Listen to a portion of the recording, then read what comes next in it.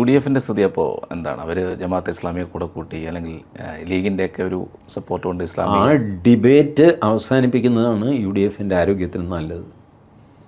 ഇപ്പോൾ UDF ആഞ്ഞ് ശ്രമിക്കുന്നത് ഈ ഡിബേറ്റ് ഈ തർക്കം അവസാനിക്കുക, ആ വിഷയം മാറണം.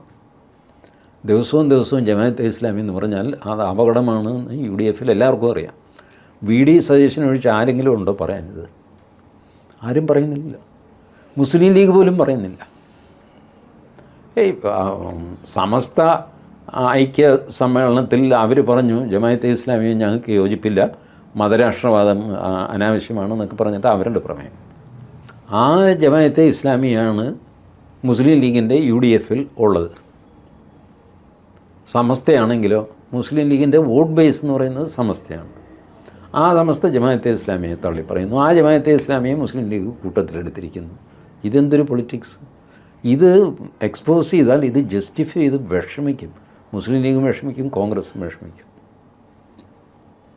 അത് നിർഭാഗ്യവശാൽ CPM ശരിക്കും പറഞ്ഞാൽ ഈ ഒരു തന്ത്രം പയറ്റേണ്ടത് BJP ആണ്.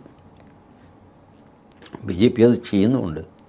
രാജീവ് ചന്ദ്രശേഖർ ജമാഅത്തെ ഇസ്ലാമിയെയും അതിലൂടെ കോൺഗ്രസിനെയാണ് വിമർശിക്കുന്നത്, മുസ്ലിം ലീഗിനെ വിമർശിക്കുന്നില്ല. ശ്രദ്ധിച്ചിട്ടുണ്ടോ? മുസ്ലിം ലീഗിനെ രാജീവ് ചന്ദ്രശേഖർ അറ്റാക്ക് ചെയ്യുന്നില്ല, ജമാഅത്തെ ഇസ്ലാമിയെയും അതിലൂടെ കോൺഗ്രസിനെയും ആണ് അറ്റാക്ക് ചെയ്യുന്നത്. അതൊരു കറക്റ്റ് പൊളിറ്റിക്സാണ്. മുസ്ലിം ലീഗിനെ അറ്റാക്ക് ചെയ്താൽ മാത്രമേ നിങ്ങൾ BJP ആവൂ എന്നില്ല. വേണ്ടാത്തതിലൊക്കെ കയറി പോയിൻ്റഡായിട്ട് പോകണം. ആ ക്രിറ്റിസിസം കൊള്ളേണ്ടടുത്ത് കൊള്ളണം.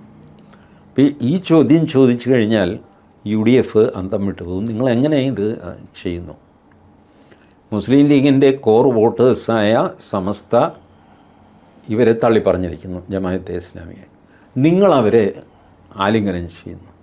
നിങ്ങളെങ്ങനെ ഇത് എക്സ്പ്ലെയിൻ ചെയ്യണം ഈ ഒരു ഡൈക്കോട്ടമി? ഇതിനിടയിൽ പോപ്പുലർ ഫ്രണ്ടിൻ്റെ പ്രവർത്തനങ്ങൾ എങ്ങനെയായിരിക്കും? അതായത് ഇപ്പോൾ ഏകദേശം എല്ലാവരുമൊക്കെ പുറത്ത് വന്ന് ജാമ്യമൊക്കെ കിട്ടുന്നുണ്ട്. പതിയെ സോഷ്യൽ മീഡിയയിലൊക്കെ പല ആക്റ്റീവായി തുടങ്ങിയിട്ടുണ്ട്. പിന്നെ യങ് ഡെമോക്രാറ്റ്സ് എന്ന് പറഞ്ഞ SDPയുടെ സംഘടനയായി യുവാക്കളുടെ സംഘടന വന്നിട്ടുണ്ട്. അപ്പോൾ ഇങ്ങനെയൊക്കെ എന്തായാലും ഒരു നിരോധനം കൊണ്ട് മാത്രം ഇതിനെയൊന്നും പൂർണ്ണമായി മറികടക്കാൻ കഴിയില്ല. അത് പണ്ടേ ഞാൻ പറഞ്ഞല്ലോ, നിരോധിച്ചിട്ട് ഒരു കാര്യമൊന്നുമില്ല. അവർ അൺപോപ്പുലർ ഫ്രണ്ട് എന്ന് പറഞ്ഞ് പേരിട്ട് ഒരു സംഘടന അങ്ങ് തുടങ്ങി പ്രവർത്തിക്കും. ഇപ്പോൾ അവരെ ആക്ച്വലി പല പാർട്ടികളിൽ കയറിക്കഴിഞ്ഞു.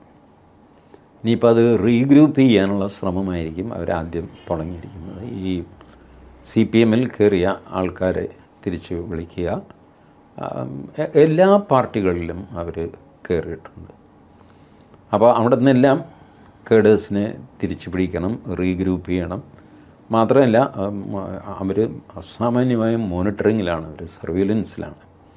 ഇവർ പുറത്തിറങ്ങിയിട്ട് എന്തെങ്കിലും വേണ്ട അതിന് കാട്ടിക്കൂട്ടി കഴിഞ്ഞാൽ പിന്നെയും അകത്താകും. അപ്പോൾ അവർക്ക് വർക്ക് ചെയ്യാൻ ഒരുപാട് റെസ്ട്രിക്ഷനുണ്ട്. അതുകൊണ്ട് ഈ തെരഞ്ഞെടുപ്പിൽ കാര്യമായ എന്തെങ്കിലും അവർക്ക് ചെയ്യാൻ പറ്റുമെന്ന് ഞാൻ വിചാരിക്കുന്നില്ല.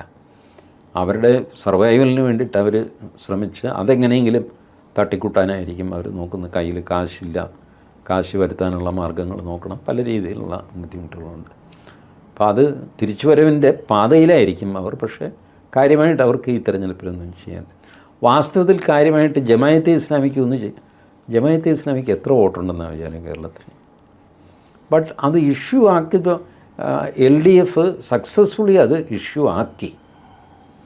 സതീശൻ അതിൽ കയറി കടിച്ചു. സതീശൻ്റെ ചില പിടിവാശികളുണ്ട്, കടിച്ചത് വിടുകയില്ല എന്നുള്ളത്. അത് ആദ്യമേ തന്നെ കടിക്കാതിരുന്ന് കഴിഞ്ഞാൽ അതങ്ങ് പൊക്കോണ്ടേനെ. ബട്ട് അത് സഹിച്ചില്ല.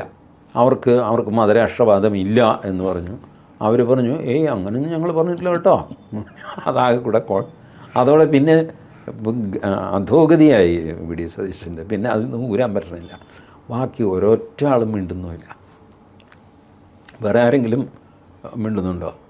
സണ്ണി ജോസഫ് മിണ്ടുന്നില്ല, സുധാകരൻ മിണ്ടുന്നില്ല, മുരളീധരൻ മിണ്ടുന്നില്ല, രമേശ് ചെന്നിത്തല. ഇവരാരും ഈ ജമാഅത്തെ ഇസ്ലാമി എന്ന് പറയുന്ന പ്രേതത്തെ പോയി തൊട്ട് പ്രശ്നം ഉണ്ടാക്കാൻ അവരാരുമില്ല. ഇദ്ദേഹം ഒറ്റയ്ക്കായിപ്പോയി.